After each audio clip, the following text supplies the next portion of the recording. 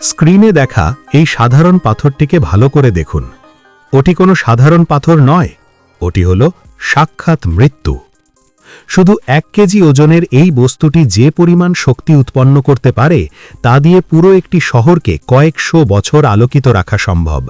আবার এই একই বস্তু দিয়ে পুরো একটি দেশকে মানচিত্র থেকে চিরতরে মুছে ফেলাও সম্ভব। হ্যাঁ, আমি কথা বলছি ইউরেনিয়াম নিয়ে, যাকে বলা হয় বিশ্বের সবচেয়ে রহস্যময় এবং বিপজ্জনক ধাতু। কিন্তু আপনি কি জানেন মাটির নিচে পড়ে থাকা এক টুকরো পাথর কিভাবে ল্যাবরেটরিতে গিয়ে পরমাণু বোমায় পরিণত হয়?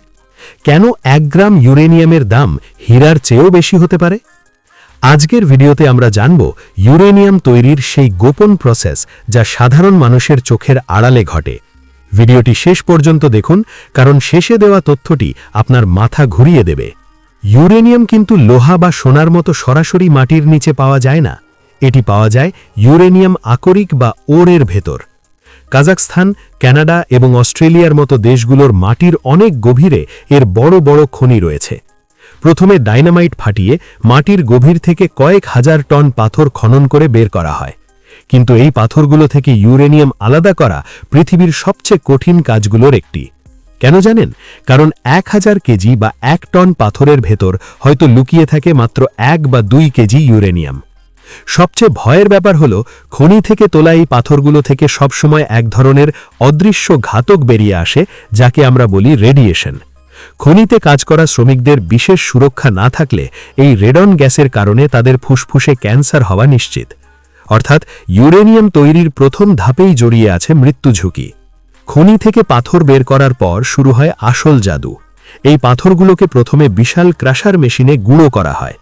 এরপর এর সাথে মেশানো হয় সালফিউরিক অ্যাসিডের মতো ভয়ঙ্কর সব রাসায়নিক। দীর্ঘ এক প্রক্রিয়ার পর পাথরের সব ময়লা ধুয়ে যায় এবং তলানি হিসাবে পড়ে থাকে একটি উজ্জ্বল হলুদ রঙের পাউডার। বিজ্ঞানীরা একে বলেন ইয়েলো কেক। দেখতে রান্নার মশলা বা কেকের মতো মনে হলেও এই ইয়েলো কেক হল পৃথিবীর অন্যতম বিষাক্ত পদার্থ। তবে মজার ব্যাপার হলো এই হলুদ গুঁড়ো দিয়ে সরাসরি পারমাণবিক বোমা বা বিদ্যুৎ কিছুই তৈরি করা যায় না। এটি কেবল ইউরেনিয়ামের একটি প্রাথমিক রূপ। একে শক্তিশালী করতে প্রয়োজন এক বিশেষ টেকনোলজি, যার নাম কনভার্সন এবং এনরিচমেন্ট। এখন শুরু হয় সবচেয়ে গোপনীয় ধাপ। এই হলুদ পাউডারকে প্রথমে প্রচণ্ড তাপে ফ্লোরিন গ্যাসের সাথে মিশিয়ে ইউরেনিয়াম হেক্সাফ্লোরাইড নামের এক ধরনের গ্যাসে রূপান্তর করা হয়। এরপর সেই গ্যাসকে পাঠানো হয় সেন্ট্রিফিউজ নামের এক অদ্ভুত মেশিনে।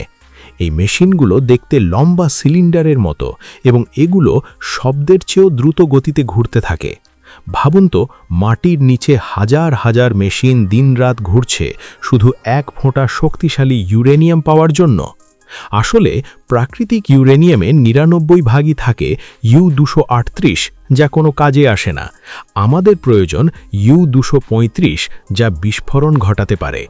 এই সেন্ট্রিফিউজ মেশিনগুলো দুধ থেকে মাখন তোলার মতো করে ভারী ইউরেনিয়ামকে আলাদা করে ফেলে। এই প্রসেসটি এতটাই ব্যয়বহুল যে পৃথিবীর মাত্র হাতে গোনা কয়েকটি দেশ এটি করতে পারে। এনরিচমেন্টের মাত্রাই ঠিক করে দেয় এটি দিয়ে মানুষের উপকার হবে নাকি ধ্বংস হবে। যদি ইউরেনিয়ামে মাত্র 3 থেকে 5% U-235 থাকে, তবে তা দিয়ে তৈরি হয় ফুয়েল রড, যা নিউক্লিয়ার পাওয়ার প্ল্যান্টে ব্যবহার করে আমাদের বাসাবাড়িতে বিদ্যুৎ দেওয়া হয়। এটি নিরাপদ। কিন্তু যদি কেউ লুকিয়ে এটিকে 90%-এরও ওপরে এনরিচ করে ফেলে, তবেই তৈরি হয় ইতিহাসের সেই ভয়ঙ্কর মারণাস্ত্র, ওয়েপন গ্রেড ইউরেনিয়াম বা পরমাণু বোমা। হিরোশিমাতে ফেলা লিটল বয় বোমাটিতে ঠিক এই কাজটিই করা হয়েছিল। ইউরেনিয়াম হলো একটি 2 ধারালো তলোয়ারের মতো। এটি যেমন অন্ধকার পৃথিবীকে আলো দিতে পারে, তেমনি একটি ভুল পদক্ষেপে পুরো মানব সভ্যতাকে ছাই করে দিতে পারে।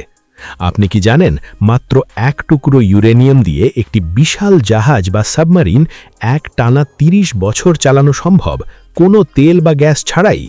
কিন্তু এই অসীম শক্তির লোভে আমরা কি নিজেদের ধ্বংস ডেকে আনছি না তো? আপনার কি মনে হয়, ইউরেনিয়াম কি মানুষের জন্য আশীর্বাদ নাকি অভিশাপ? কমেন্টে আমাদের অবশ্যই জানান। ভিডিওটি ভালো লাগলে লাইক দিন এবং এমন আরও রহস্যময় ও বৈজ্ঞানিক তথ্য পেতে আমাদের চ্যানেল তিড়িং বিড়িং এখনই সাবস্ক্রাইব করুন। দেখা হবে পরের ভিডিওতে। ততক্ষণ ভালো থাকুন। আল্লাহ হাফেজ।